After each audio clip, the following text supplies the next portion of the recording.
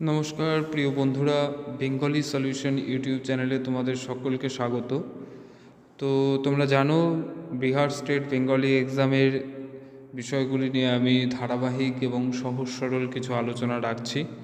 তো আজকেও Bihar state Bengali এক্সামের অত্যন্ত গুরুত্বপূর্ণ একটি বিষয় বৈষ্ণব পদাবলীর একটি পদ নিয়ে আমি হাজির হয়েছি। তো বিহার স্টেট বেঙ্গলি এক্সামে বৈষ্ণব পদাবলী মাধুকরী কবিশেখর শ্রী কালিদাস রায়ের বই থেকে যে পদগুলি পাঠ্য রয়েছে, তো তার মধ্যে প্রেমের তুলনা বিষয়ক পদ হিসেবে আজকে রয়েছে দ্বিজ চণ্ডীদাসের একটি পদ। তো সেই পদটির সরল ব্যাখ্যা আমি আজকে তুলে ধরব, পাশাপাশি কিছু ব্যাকরণসম্মত বিষয়ও তার সঙ্গে আলোচনা করব। ততক্ষণ তোমরা ভিডিওটি পুরো দেখো এবং আমার চ্যানেলে নতুন হয়ে থাকলে চ্যানেলটিকে সাবস্ক্রাইব করো এবং কমেন্টে কমেন্ট করবে, লাইক শেয়ার করো। তো দেখো, শুরু করছি প্রেমের তুলনা। দ্বিজ চণ্ডীদাস। এমন প্রীতি কভু নাহি দেখি শুনি, পরাণে পরাণ বান্ধা আপনা আপনি। দুহু করে দুহু কাঁদে বিচ্ছেদ ভাবিয়া, আধ তিল না দেখিলে যায় যে মরিয়া। জল বিনু মিন যেন কভু না জিয়ে, মানুষে এমন প্রেম কোথা না শুনি। ভানু কমল বলি সেহ হেন নহে, হিমে কমল মরে ভানু সুখে রহে। চাতক জলদ কহি সে নহে তুলনা, সময় নহিলে না দেয় এক কণা। কুসুমে মধুপ কহি সেহ নহে তুল, না যাইলে ভ্রমর আপনি না দেয় ফুল।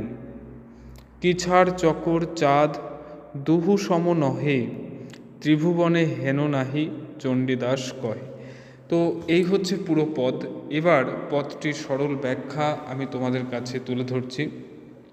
দেখো, যে এমন প্রীতি কভু নাহি দেখি শুনি, পরাণে পরাণ বান্ধা আপনা আপনি, মানে কি বলছেন? এমন প্রীতি মানে হচ্ছে কি, এমন প্রেম কোথাও দেখা যায় না। এটা পথটা কিন্তু আসলে হচ্ছে কি প্রেমের তুলনা, ঠিক আছে, প্রেমের তুলনা। তো এবার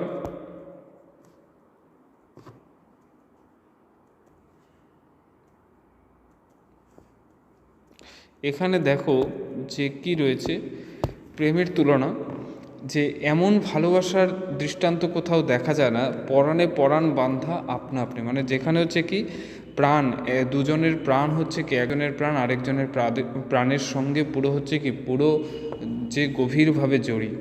দুহু করে দুহু কাঁদে বিচ্ছেদ ভাবিয়া, অর্থাৎ কি দুহু করে দুহু কাঁদে বিচ্ছেদ ভাবিয়া, মানে কি যে অর্থাৎ অত্যন্ত কাছে থেকেও কি হয়, নিজেদের মধ্যে একটা বিচ্ছেদের বা একটা দূরে থাকার দূরত্ব অনুভব করে।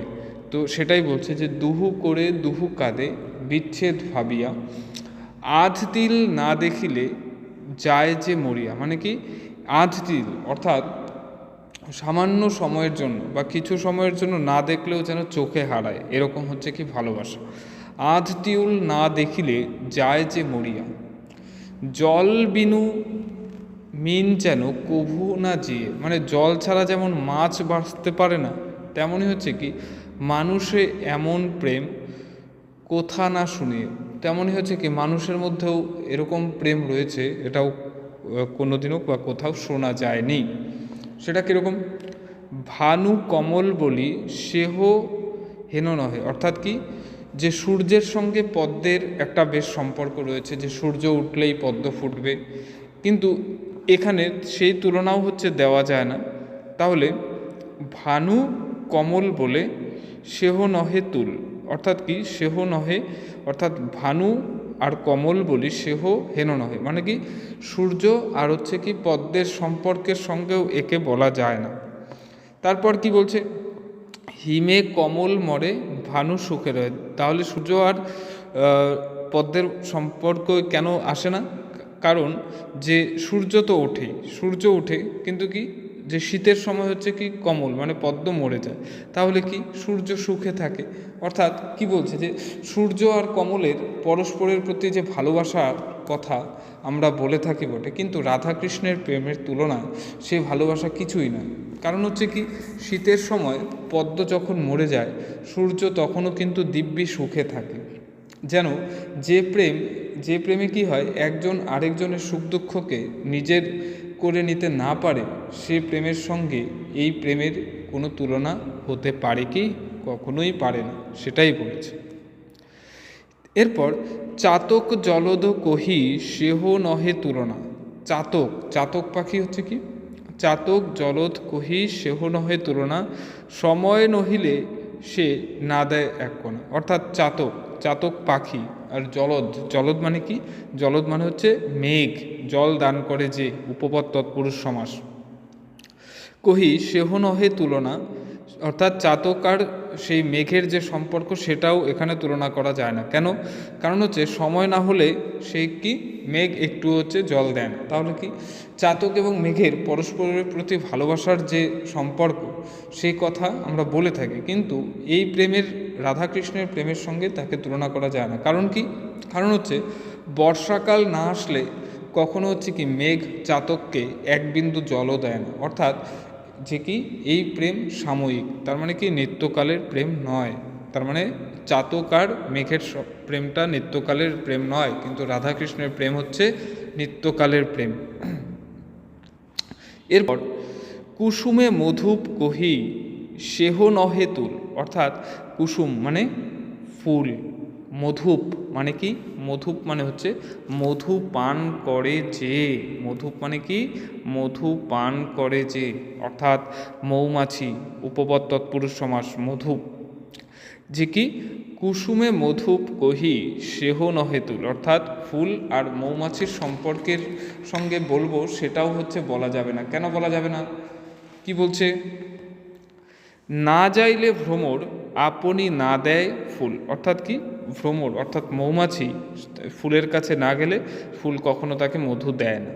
তো সেটাই বলছে, কিছাড় চকর চাঁদ দুহু সম নহে। কিছাড় চকর চাঁদ দুহু সম নহে, ত্রিভুবনে হেন নাহি চণ্ডীদাস কহে। তার মানে কুসুমের আর ফুলের কি বলছে দেখো, যে ফুল আর কি ভ্রমরের ভালোবাসার কথা আমরা বলে থাকি, কিন্তু আসলে এই ভালোবাসাটাও হচ্ছে এখানে তুলনার বিষয় নয়। কারণ কি তারা কি করে? তারা হচ্ছে যে ভ্রমর ফুলের কাছে না গেলে সে মধু পায় না। ফুল নিজে গিয়ে কখনো হচ্ছে কি কখনো তাকে হচ্ছে মধু দিয়ে আসে না।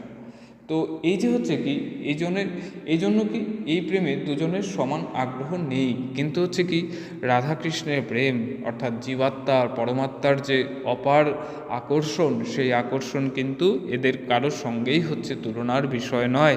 কিছাড় চকর চাঁদ দুহু সম নহে। ঠিক আছে, তো সেই হচ্ছে কি যে চকর আর চাঁদ এরা হচ্ছে কি কিছাড় চকর চাঁদ দুহু সম নহে, ত্রিভুবনে হেন নাহি চণ্ডীদাস কহে। অর্থাৎ রাধাকৃষ্ণের প্রেমের কোনো তুলনীয় বিষয় হচ্ছে এই ত্রিভুবনে নেই, সেটাই হচ্ছে কি চণ্ডীদাস এখানে বলেছেন। তো স্বাভাবিকভাবে ভণিতায় বুঝতেই পারছো এটা চণ্ডীদাসের পদ। তাহলে কি যে কিছু প্রশ্ন এই সংক্রান্ত বলা যেতেই পারে। দেখো, এমন পীড়িতি কভু নাহি দেখি শুনি, এই পদটি আসলে হচ্ছে সিন্ধুরার আগে রচিত, এবং যে এটা কলকাতা বিশ্ববিদ্যালয় থেকে সম্পাদিত, যে 2007 সালে কলকাতা বিশ্ববিদ্যালয় থেকে সম্পাদিত বৈষ্ণব পদাবলীর যে বইটি রয়েছে, সেই বইতে হচ্ছে কিন্তু এই পথটি কোথায় রয়েছে? এই পথটি রয়েছে পূর্বরাগ অনুরাগ। ঠিক আছে, পূর্বরাগ অনুরাগ বিভাগের মধ্যে এই পথটি রয়েছে, কিন্তু যে সম্পূর্ণভাবে হচ্ছে কি এর মধ্যে প্রেমের তুলনা বোঝানো হয়েছে পদটির মধ্যে। এমন প্রীতি কভু নাই দেখে শুনে পরাণে পরাণ বান্ধা আপনা আপনি, এই পথটি কল্পতরুতে পদকল্পতরুতে হচ্ছে কি আক্ষেপানুরাগ পর্যায়ে কিন্তু রয়েছে। ঠিক আছে, আর হচ্ছে কি দেখো কিছাড় চকর চাঁদ, ঠিক আছে, এই অংশের মধ্যে ভণিতায় চণ্ডীদাসের নাম রয়েছে, এটা তোমরা মনে রাখবে। আর হচ্ছে কি যে জলদ মানে জল দান করে যে, জলদ মানে জল দান করে যে, অর্থাৎ কি মেঘের কথা বলা হয়েছে, উপপদ তৎপুরুষ সমাস। আর একটু বিষয় বলে রাখছি যে এখানে কিছু সমার্থক শব্দ রয়েছে, যেমন ধরো যে ভানু, ভানু অর্থাৎ হচ্ছে সূর্য, ঠিক আছে। ভানু কমল বলি সিংহ হেন নহে। ভানু আর কমলের সমার্থক কি? ভানু হচ্ছে কি? ভানু হচ্ছে সূর্য আর কমল হচ্ছে পদ্ম, ঠিক আছে। তো এরকমভাবে হচ্ছে কি, এরকমভাবে পুরো কবিতার মধ্যে কিছু গ্রামাটিক্যাল বিষয় রয়েছে, সেগুলো আমি বলে দিলাম। তোমরা ভিডিওটিকে ভালো করে দেখো, শোনো, এবং হচ্ছে কি সহরল ব্যাখ্যাটি মনে রাখলে পথটি বুঝতেও তোমাদের বেশ সুবিধে হবে।